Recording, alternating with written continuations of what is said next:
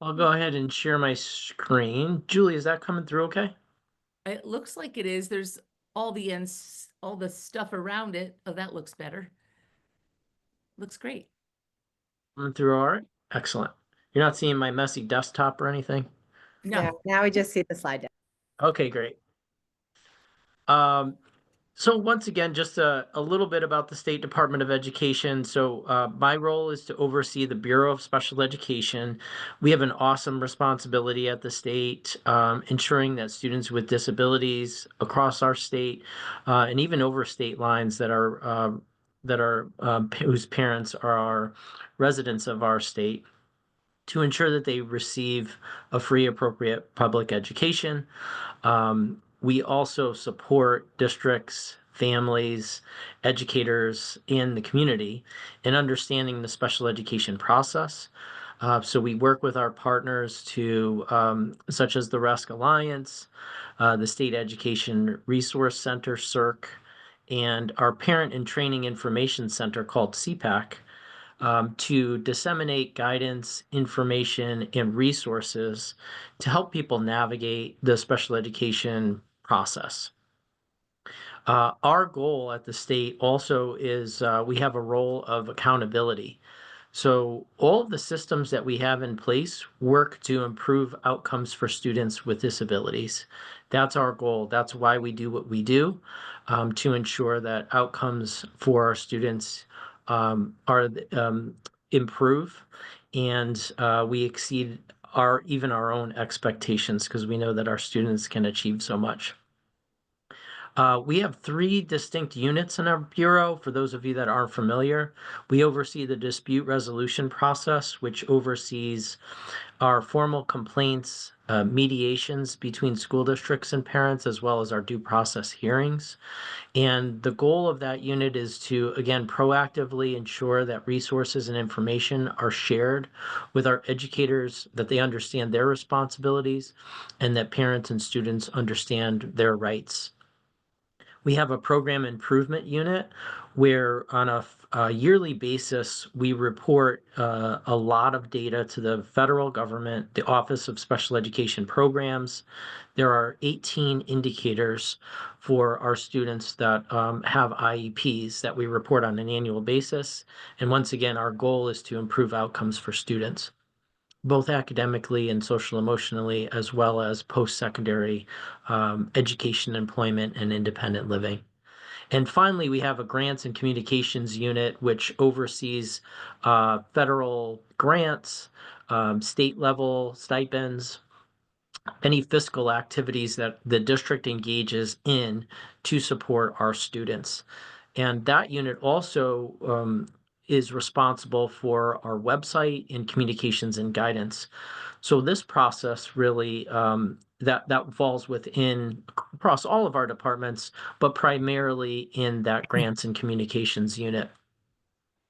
So one thing I wanted to mention is that some of you may or may not be aware that there was a special education task force that's been working the last couple of years, and the three chair there are three chairs that have worked with and run that process.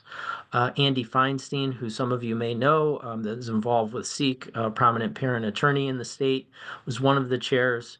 Michelle Laubin, who's an attorney at Bircham and Moses, was a co-chair as well, and she represents also CONCASE, which is the Connecticut Association of Special Education Administrators. And Fran Rabinowitz was the third tri-chair within that task force. And Fran, for those of you that don't know, is the executive director of the Association for Public School Superintendents called CAPS. And so there was that's a legislated group, a very diverse group and perspectives that came together to assess special education and to make some recommendations based on the findings that group went through. One of the recommendations of the task force was for the State Department of Education to review on a regular basis and put out guidance on eligibility documents and worksheets. And so We have a number of eligibility worksheets or eligibility guideline documents that have been produced and revised over time.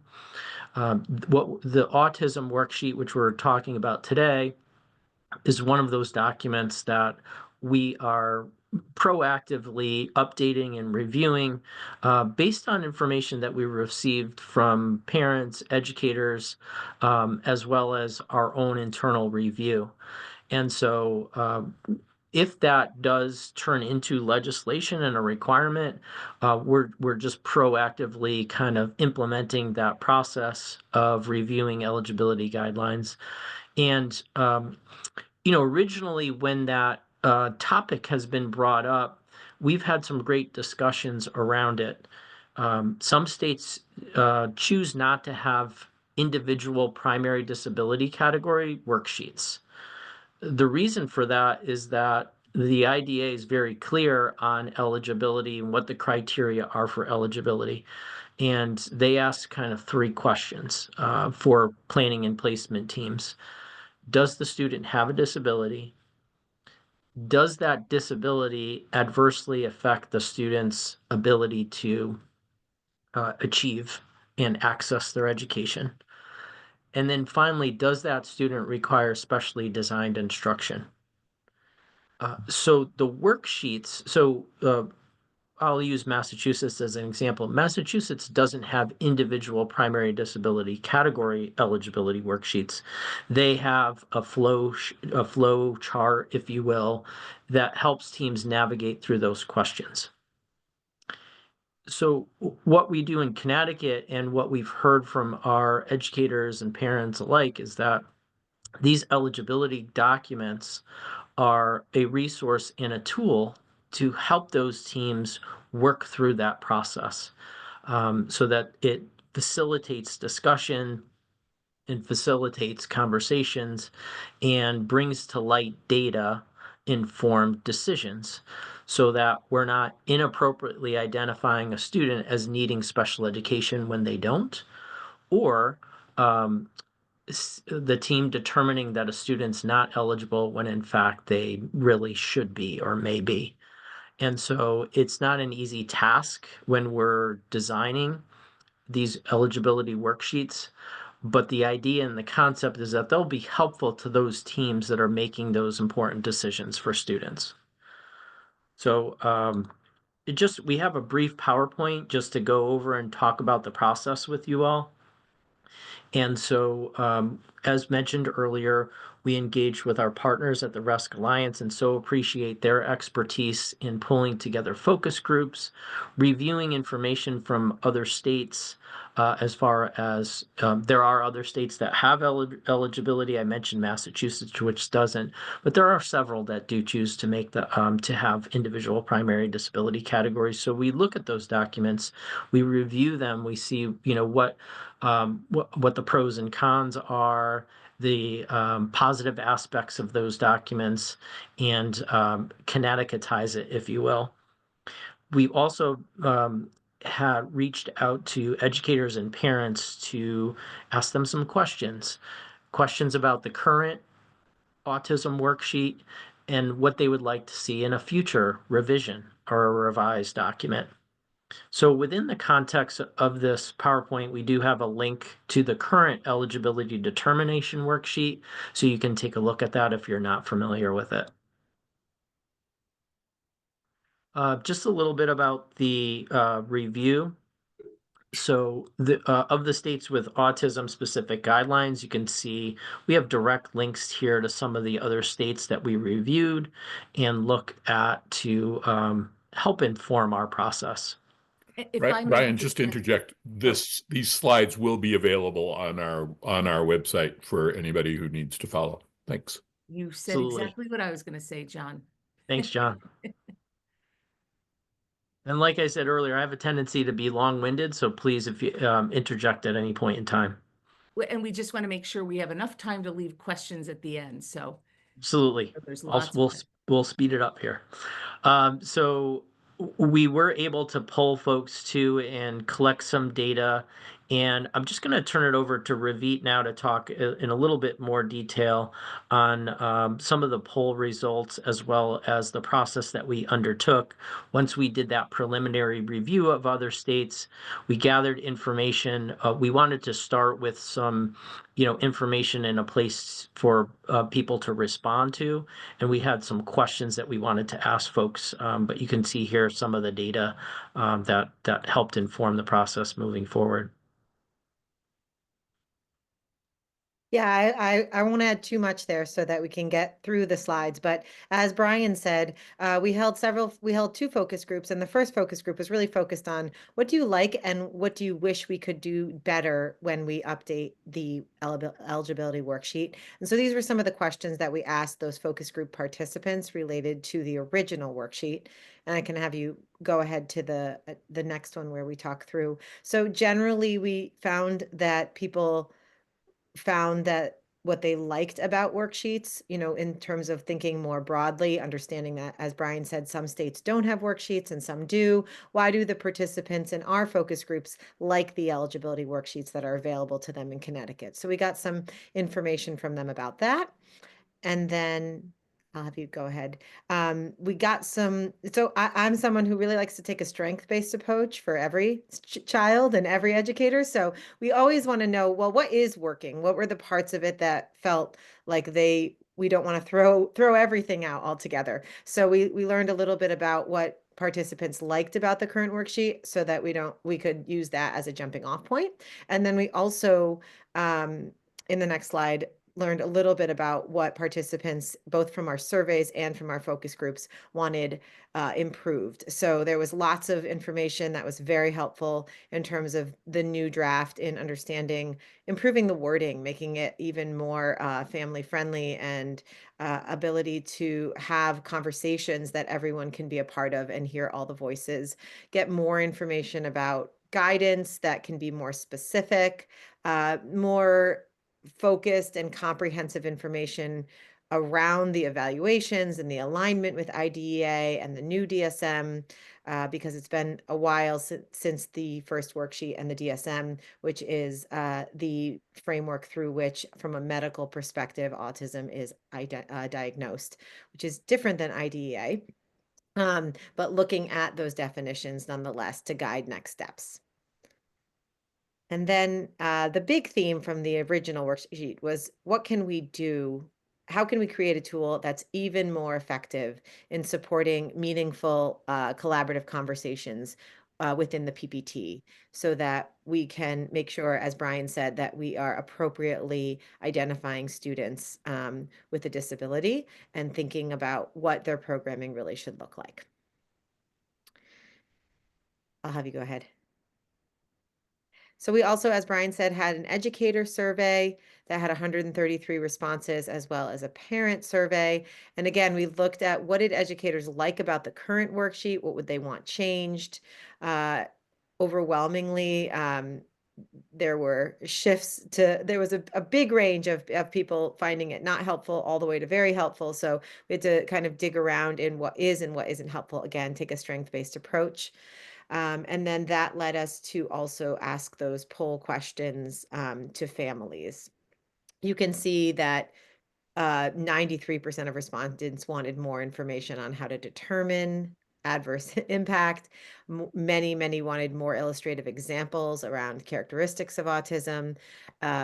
Many respondents wanted more guidance for families, and obviously to align the new worksheet with the new DSM criteria, and looking at what a comprehensive eval would look like. So those are just some of the things we learned from educators as part of this process. Again, those themes came up again, really aligned with what we heard from our focus group when we spoke with educators and when we looked at these surveys. Less jargon, more family-friendly and educator-friendly language, more clarity on impact, and some additional places in the worksheet for space for conversation. We had a lot of wonderful responses from families, some very familiar with the worksheet and about half not familiar with the worksheet. So we had a pretty wide range of responses in terms of what that looks like from the current worksheet. And again, those that liked the worksheet felt like it was easy to understand, and then the ones that weren't familiar with it were took a look at it and had some additional thoughts, but also in terms of themes for what to improve. Many said they did not like anything about the current worksheet, and we're hoping that areas of improvement would include, again, that theme of more appropriate and supportive and family and parent friendly, more neurodiversity affirming, addressing masking and students with more language and ways that we could look at how the worksheet can be more effectively utilized in the PPT process. That is a very quick overview, but in our final slide, we had a pretty long list of what we looked at in building the new draft, and it included all of these points and more.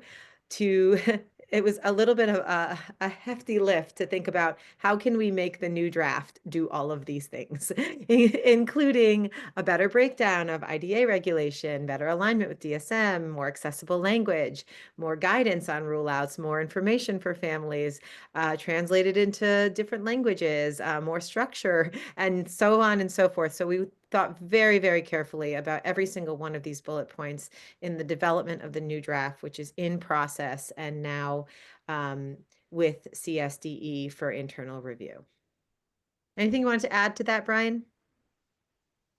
I just really appreciate the feedback that we received, and like you said, that it was a kind of a Herculean task to ensure that all these things to come together. But I'm very excited about the outcome and the draft that we have in place. As you mentioned, it's currently in our internal process, so we plan to review that. Typically, our guidance documents go through our legal department as well as through leadership, and we'll have another opportunity to share the draft publicly before we produce and publish the document for use with our schools and our IEP teams. And so obviously, we had a smaller group involved with the initial process, but did receive a broad perspective of input from both parents and educators. We'll continue to promote the draft once it's ready to be reviewed, and take feedback once it's posted publicly, and make any final adjustments. And then the idea here too is that we'll review these worksheets, not only autism, but other primary disability categories, kind of on an annual basis once teams start to utilize them. And so as adjustments, tweaks need to be made, there doesn't have to be a long, drawn out period of time before adjustments can be made. It'll become more of a cycle and process that we, once we hit our rhythm and have those opportunities for feedback for those that are actually using them on the ground in the field with the students as part of the PPT process. Thank you so much. I'm going to start off with a logistical question. Bryan, I heard you say, and I wanted to make sure I understood you correctly, that something about that the new eligibility form may not be able to go into effect unless it's through legislation. I just want to make sure nobody misunderstood what you were saying. And I might be the only one, by the way. I did not say that. No. Okay. I was saying like we, or at least maybe I said that. If I did, I was mistaken. I said the special ed task force one of their recommendations was for the CSDE to regularly review and update primary disability category eligibility sheets. Yes. So if that becomes part of law, we will do that. But I'm saying we're proactively doing that before this is law. We're already starting the process for autism. It doesn't preclude putting this into effect. No, it doesn't. No. Okay. It would Per- just kind of memorialize it legislatively. And, you know, then there's question is like, well, do you need legislation if the CSD is already engaged in this process? But then, you know, years down the road, if there's a different commissioner or different division director, that those activities are memorialized legislatively. I haven't seen a bill yet with that included in it, but there's a possibility or potential for it. Okay, thank you. So give me an idea of what the timeline on this is. I know you probably can't promise a date, but in general, where are you now, and how much longer do you think it will take before this might come into effect? Yeah, that's a great question. And so I always get a little hesitant with timelines because it's unpredictable depending on the process. But Ballpark. we do have a very solid draft in place right now. Okay. And that's moving through our internal team at the Bureau of Special Education. From there, it goes through legal review and then through leadership. And then we'd like to post it for 30 days for public comment, you know, just to make sure folks have an idea, share it with all the organizations through all the channels that we can, just to get a sense of and collect some feedback from folks before it's actually published for use. Bryan, So if I could interject yeah, please, a John. question from online, Yeah. is a copy of the draft available that folks No, can see? no, not yet. Okay. Speaking of the draft, the form that we have in place right now is very much in alignment with the Diagnostic Statistical Manual definition of IDEA. Tell me how the new guidelines might change to perhaps be more toward a IDEA definition of autism. And I'm going to read the IDEA definition of autism. It's a developmental disability significantly affecting verbal and nonverbal communication and social interaction, generally evident before the age of 3, that adversely affects a child's educational performance. The current guidelines are far more stringent than that. So I wonder how the committee or the powers that be here are approaching that. And let Yeah, me, so I'm sorry, I'm gonna add one more thing to it. I apologize. of course, yeah, no need to apologize. The current eligibility guidelines, I believe, unfortunately, disqualify many, many children who have autism from receiving special education and or support at all. And so I'm asking that question in the vein of, how might the new form be designed to not exclude so many children?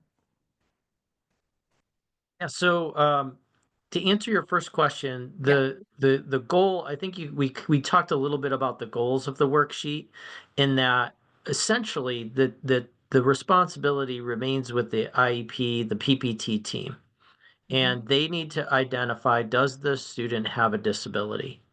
Right. So you read the disability there based on the IDA. So one thing we wanted to ensure in the new worksheet is that the definition was right there and clear. Does the team know the IDA definition of autism? Have they reviewed it and the different components? And so it's helping folks walk through those procedures to make sure that there's a comprehensive evaluation in place that was designed by the IEP team. Is the team able to identify an adverse effect? Now, adverse effect is not defined all that well in statute or legislation. So we're trying our best to help teams determine what is an adverse effect in a student, whether it's academic, social, and or functional within the context of their education. And then finally, the specially designed instruction piece. So those questions are the basis for eligibility. If And a student has autism, there are characteristics of autism that that that impact those decisions, right? And so that's really what we're trying to do with all of our eligibility worksheets, is to say this is a useful tool in helping the teams have conversations, look at the data so that they can make those determinations. And oftentimes there's disagreement when there's an eligibility category. So there's room for that, right? I mean, parents have rights as well as the district. So if there's disagreements, the process doesn't change, based on this eligibility document. So we I think I said earlier, like anything else, we want to make sure there's not over identification or under identification. We want to make sure that all the determinations are appropriate for students. And if a student doesn't require specially designed instruction but has autism, and requires accommodations, for example, teams could consider a Section 504 plan to help that student access their education.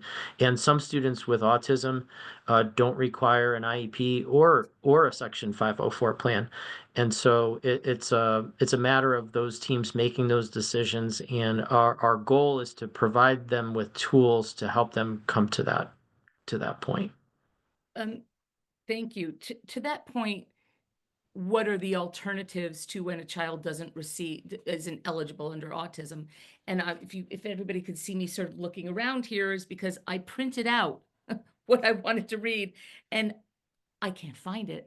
But in the DSM-5 for autism, and Dr. Stein, maybe you know this because you're quite the expert in this area, the definition notes that if a child doesn't meet the criteria of autism, that they should consider a social communication disorder if they don't meet the criteria of I believe, under the categories of the behavior. And I so wish I could. Oh, wait a minute. Do I have it here? Oh my gosh, I found it. Let's see. Oh, okay. You ready for me to read it? I found it. Sorry. The current definition under DSM-5 of autism says that individuals who have marked deficits in social communication, but whose symptoms do not otherwise meet the criteria for autism spectrum disorder, should be evaluated for social pragmatic communication disorder. That's why I'm trying to figure out if the new form is going to be more in alignment with the DSM-5 definition of the IDE of autism, or the IDEA definition. I'll take do you want to take a stab first, Bryan, or do you want me to? Real quick first, and then I'll have you jump in. So when a PPT team comes together, they're making a special education eligibility decision. They're not diagnosing students. They are making a decision about special education eligibility. There are 13 primary disability categories at the federal level. In Connecticut, we have 15. So if a student's not eligible under the primary disability category of autism, there are other primary disability categories, which is why the team should design an evaluation that's comprehensive and that considers all of the students' needs. So I'll say that, and then turn it over to Ravit if you have anything else to add. But it's not a medical diagnosis or any type of diagnoses that the special ed team is making. It's an eligibility based on a primary disability category. Understood, but I think that the current form sort of walks people through more of a medical based. Yes, I agree. In having this up on my screen and comparing the current eligibility form, and the new draft and the DSM and IDEA, Yes. I would say that what the new draft does, as Bryan mentioned, is focus more on supporting the team in walking through eligibility steps. It ensures that the criteria that are reviewed when actually considering the characteristics of autism are aligned with the new DSM. But whereas the old form is, if I had to put a number, because I'm a behaviorist, like 80% focused on that DSM criteria, the new form, the new worksheet is like 20% focused. Like it's 1 in 7 steps The step 3 is the conversation about the characteristics that align with the newest DSM. And the other 6 steps are really aligned with focusing on a process that's aligned with IDEA and educational and adverse impact. So it's trying to focus on a both and when we worked with both our focus groups as well as in the surveys, we heard loud and clear that the movement towards a stepwise process of eligibility that walked a group of people, in this case, the PPT, through a collaborative process that landed at the end of step 7 versus a sort of checklist that is DSM aligned was what the focus group and the respondents of the surveys were looking for, which is why the new form focuses on that stepwise process while embedding the newest DSM criteria in the conversation about characteristics. So your answers led to 2 questions online. Oh, great. And so I'm going to interject. So basically, they revolved around a clinician diagnoses a student with autism. And what I heard you say is that that decision is one of 7 factors involved in the PPT decision process. Am I understanding that correctly? Yes, because the diagnosis of autism from the medical perspective is not the focus of the eligibility process. The conversation around whether those characteristics are consistent with the ones in the DSM and whether those characteristics connect to adverse impact and the need for specialized instruction is the focus of the new worksheet. That is good news. Was there another question you had, John, from the audience? No, there were 2 questions. Well, there may be another one, but go ahead. Okay. This may not have directly to do with the form itself, but perhaps the education around guidelines. In what I do, and I work with many families who have autism, I am too often told that parents were told that they were told that their child is too smart, too high functioning, their grades are too good, they could never be considered eligible for autism. Is there any education that's going to go around working with school district teams to understand that and not have that preconceived notion? I can speak to just a couple parts of, you know, in the original worksheet, it's just the 3 pages of the worksheet and it walks through that criteria.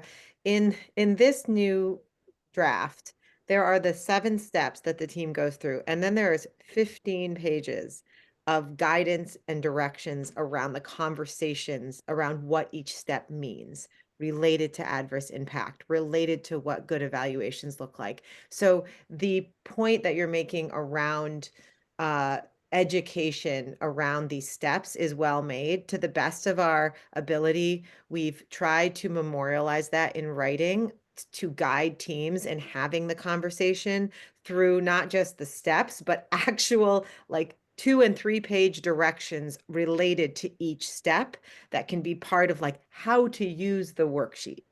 And my understanding from Bryan is that once the worksheet is published, there will be opportunities for teams to engage in both asynchronous and live technical assistance around the implementation of the form.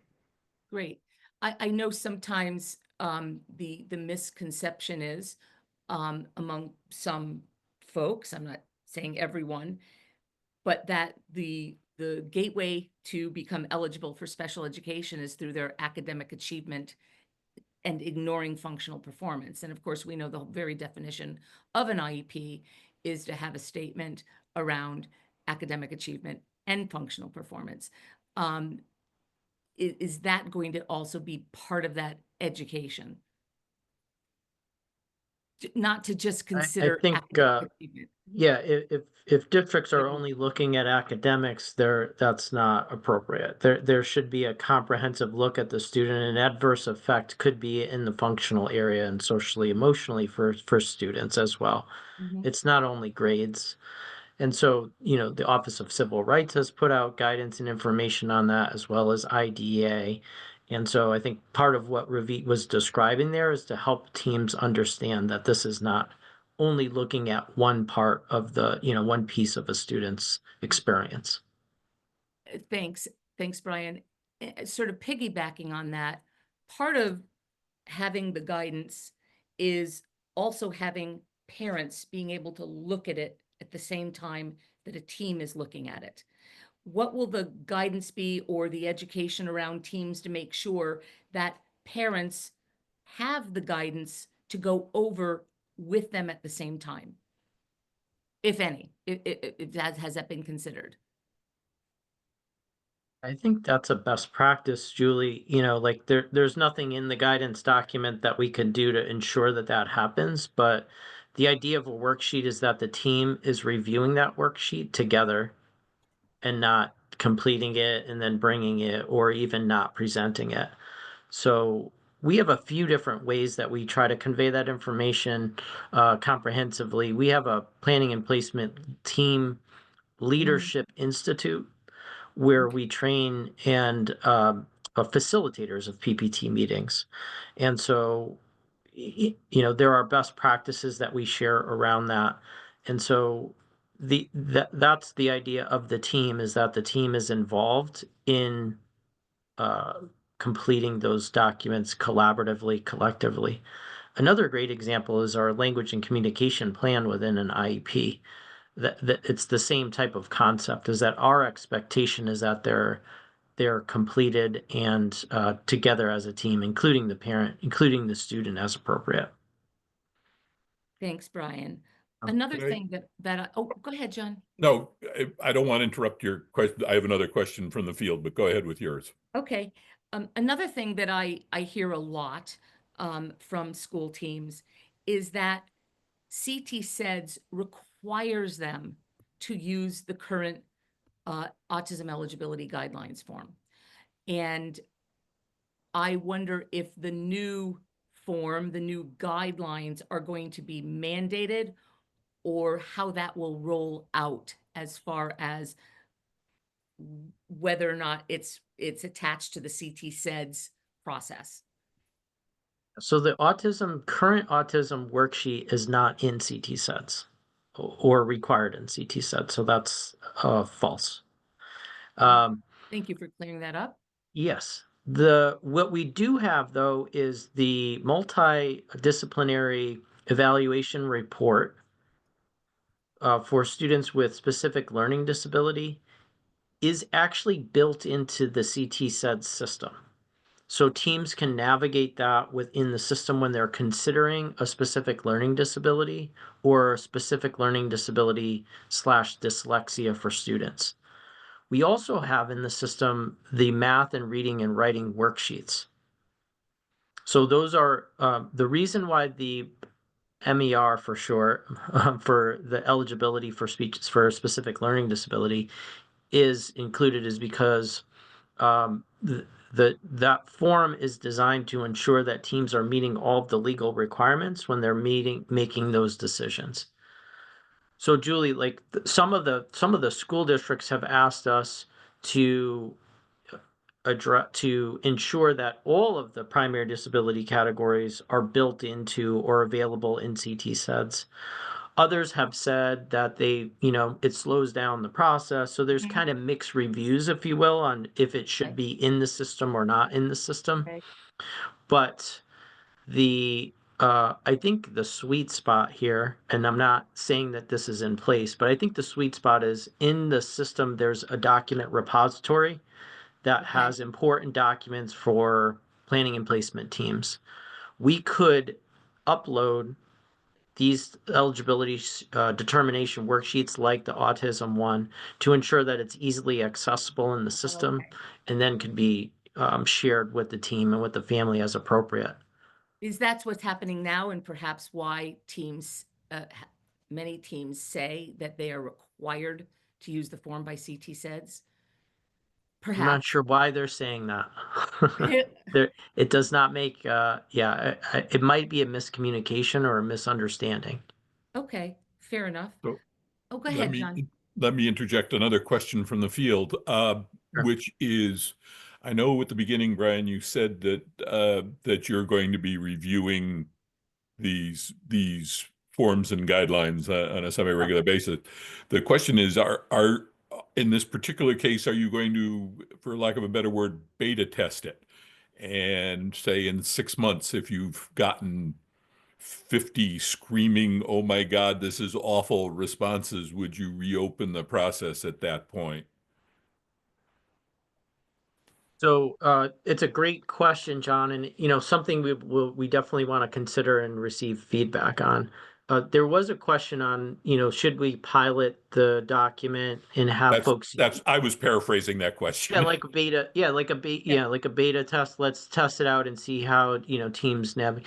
But we're a little concerned about that because if it's being used or required in some circumstances but not another, there's an argument to be made that teams will like that it's available to all students at the same time.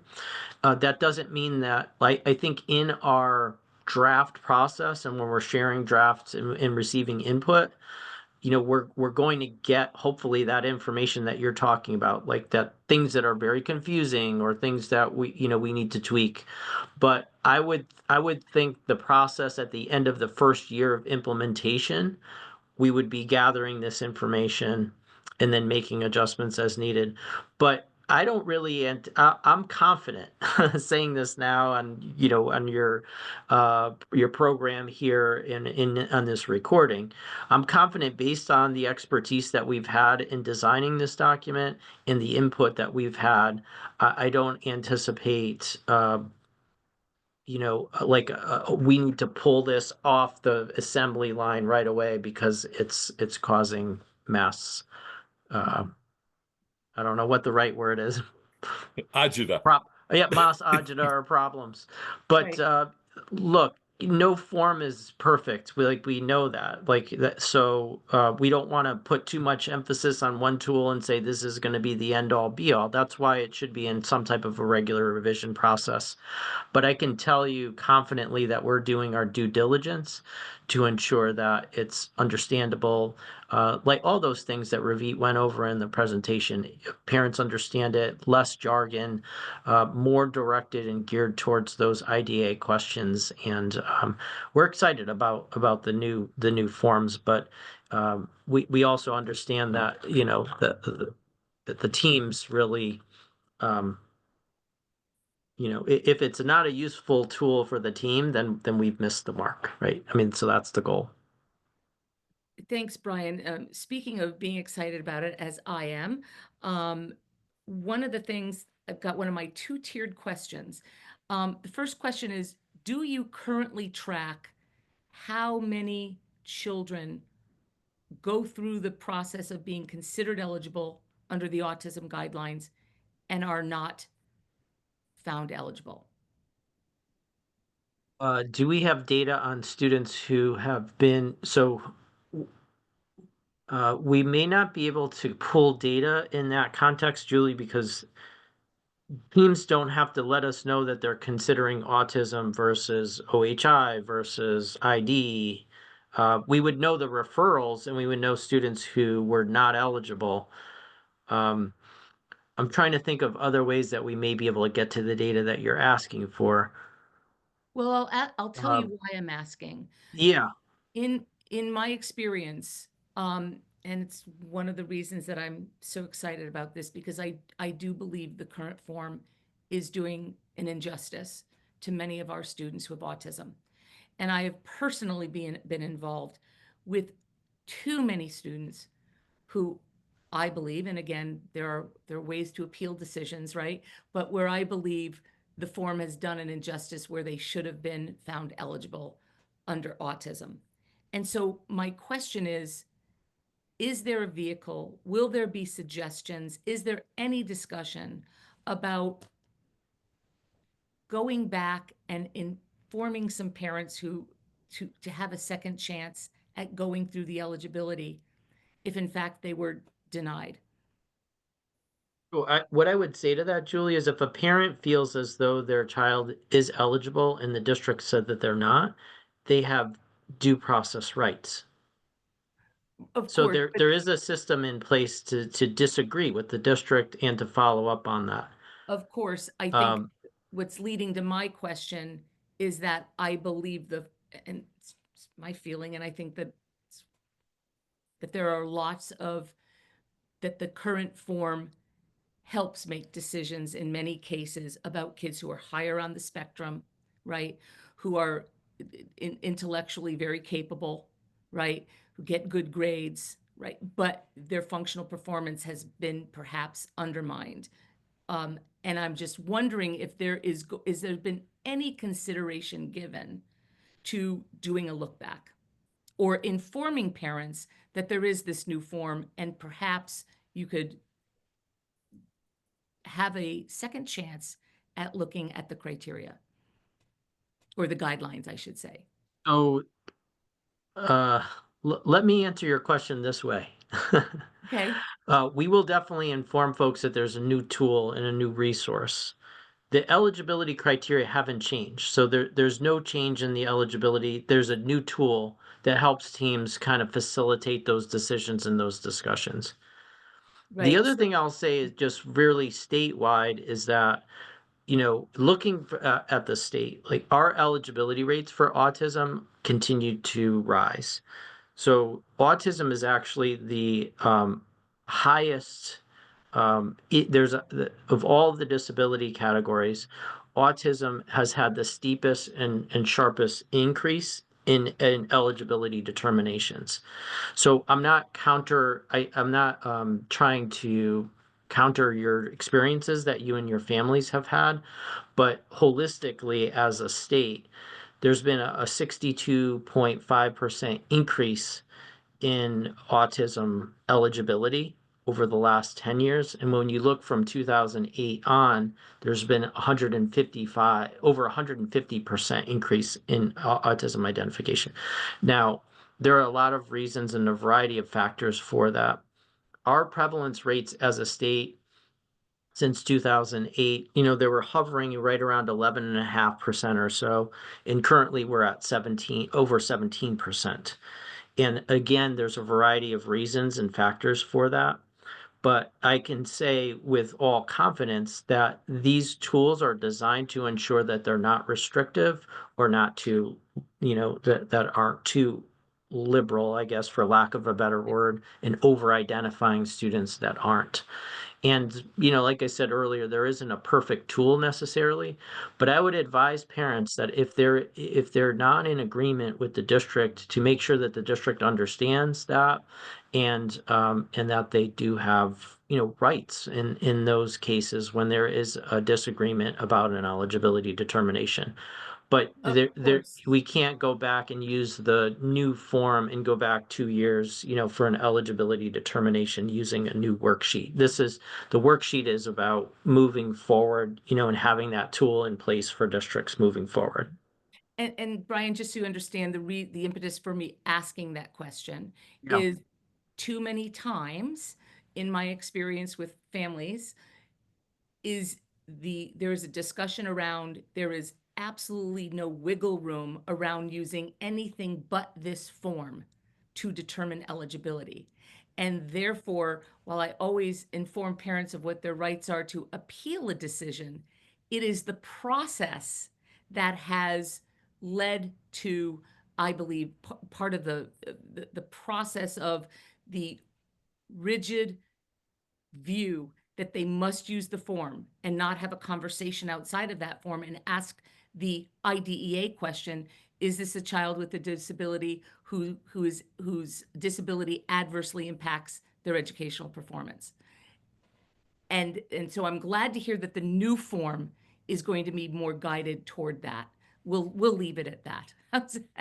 But I just want you to understand where my question is coming from, and what really happens boots on the ground. Do you have any questions from the audience? I do. I have, and we are rapidly running out of time. Yes. The last question I got was, Bryan, you mentioned putting the form in the document repository under CTSEDS. The issue is that documents in there are not always made available to parents. So what can be done to make that more or at all accessible to the parents as part of the PPT process?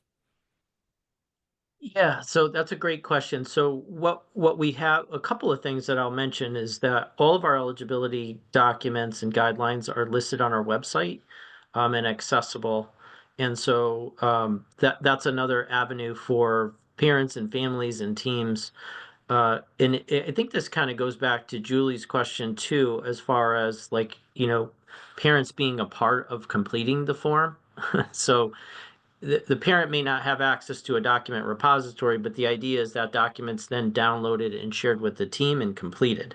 And so if they're downloading the document and not showing the parent, completing the document and not showing the parent, and then not sharing that with that's a problem, obviously. So the question is, what can we do as a state to ensure that that doesn't happen?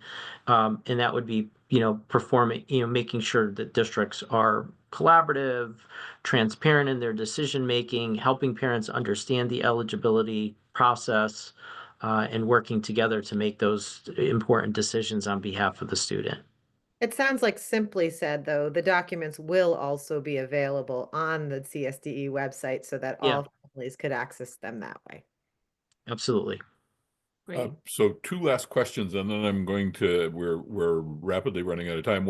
One asked to confirm that the data on how many students in each category are available, that's all on Ed's site, correct? Would be, yeah, but what I don't know, it might be helpful if I add that slide to this presentation I can put the prevalence rates by disability category. If folks are interested in that, I'm happy to add that slide. That would be great. Sometimes Ed can be challenging to find exactly what you're looking for, so I can put those. That'd be very helpful. Thank you. And then one other person asked, and you weren't able to give us a firm answer on it early in the program. Line. Roughly the time frame I for was gonna getting go back to that. the Thank new Darn it, form. John, we're almost out of the, yeah. Yeah, so I think I had ended there with like wanting to make sure that the public has an opportunity to review, but I think it would be a lofty yet attainable goal to say that this could be rolled out for the start of next school year. That's if all goes well. So hopefully we can do that.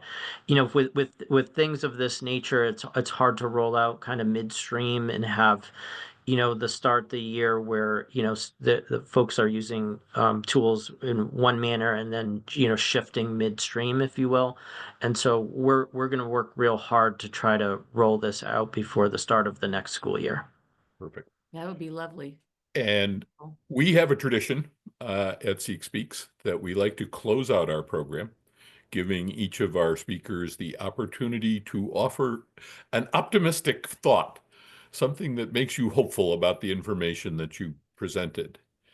And just to give you an idea, I'm going to start. And Bryan, you gave me the thing of hope, which is that families will have the opportunity to see and review and comment on this form. And that I promise you that SEEK will have access to that and will be looking for that and supporting families in getting in that opportunity to comment and review. So that's me. Who wants to go next? I'm hopeful that the new form will serve our families who have children with autism in an improved way. And it looks like it certainly will, by all the hard work that you're doing, and for which I am most grateful. I'm going to let Bryan have the last word, so I'm going to jump in. I'm grateful for the opportunity to connect about this and think deeply about how we support students. Julie knows that I like analogies, so the one that just came to mind for me is I'm optimistic that while the original form was, if you like to cook as much as I do, the original form was the ingredients to make a meal, whereas the new form is all the ingredients at the top and then a very clear step-by-step process around the recipe that helps everyone be successful in making the meal. So I'm hopeful that the new form can be a more comprehensive recipe that meets the needs of all members of the multidisciplinary team. It's nice. I can definitely not top that, and I'm hungry because I haven't had supper yet. So I just have to go and eat. That's all I'm gonna. But in all seriousness, I did want to thank you both for the opportunity to be here, and I'm hopeful that we can come back and perhaps do a rollout of the new Love that. guidance document before the start of the next school year. That's what I'm looking forward to. And I just want to say I so appreciate the working in Connecticut and having, we may not agree on all topics, but we definitely come together and have amazing relationships that result in, we all have the same goal, right? And that's to support our students and to make sure that they're achieving and that they know that we're here to support them. And so I'm just hopeful that that continues in our state, and we're very fortunate given the kind of what's happening in other places. Yes. So Yeah. That's great. thank you for the invite. And Well- Ravit and I know Dr. Jen Connolly wasn't able to be on, but she's done tremendous work, and they've spent so many hours tirelessly working and putting together this data and information to get us to this point. And they've done a phenomenal job. So thank you. I will absolutely second that. I had known Ravit from years before, but this has given me an opportunity to get to know her a little bit, and Jennifer, and I couldn't be more impressed with them. And and thank you both for joining us this evening. Yes. So nobody gets the last word in a meeting where I'm at, except me. And my last word is really on behalf of SEEK and all of our families. Thank you both so much for coming out and sharing this information. It's very helpful. And thank you, Bryan, for your invitation to bring you back when we actually have something concrete to share with people. That will conclude our Seek Speaks, and I will once again remind folks that next week, Wednesday at 8 o'clock, we will have Andy Feinstein and Jen Laviano from the COPA National Convention talking about the state of education in the United States and what we can expect coming in the future. And with that, thank you all very much for attending. Bye-bye now.